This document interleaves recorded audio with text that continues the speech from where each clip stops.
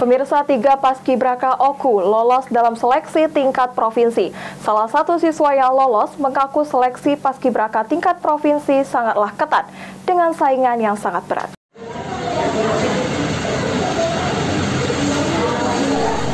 Sebanyak 3 peserta pasukan pengibar bendera pusaka atau paskibraka dari Kabupaten Oku lolos dalam seleksi tingkat provinsi Sumatera Selatan. Hal itu dibeberkan Taufik sebagai Kepala Badan Kesbangpol Oku.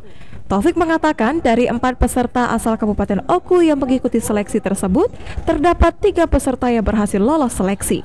Seleksinya itu berlangsung selama 5 hari dari tanggal 18 hingga 21 Mei kemarin di Palembang. Untuk menggantikan paskibraka yang telah lolos seleksi tingkat provinsi, dikatakan Taufik akan digantikan dengan hasil seleksi ranking di bawahnya.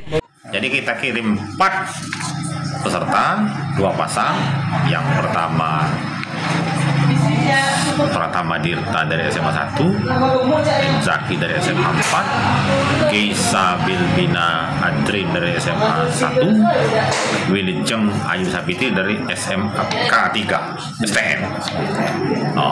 Jadi ini memang ya siswa-siswa yang memang bisa diandalkan, termasuk prestasi-prestasi yang lain yang dipunyai. Sementara itu, Wilujeng Ayu Safitri, salah satu siswa yang lolos, mengaku tidak pernah bermimpi bisa lolos dalam seleksi paskibraka tingkat provinsi Sumsel. Menurutnya, seleksi paskibraka di tingkat provinsi sangatlah ketat dengan saingan yang sangat berat.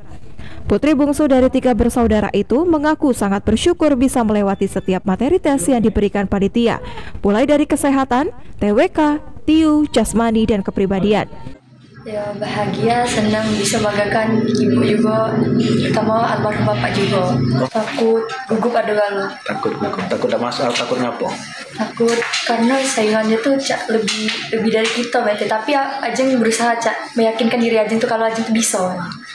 Harapannya jadi pribadi yang lebih baik lagi dari sebelumnya. Cita-citanya apa?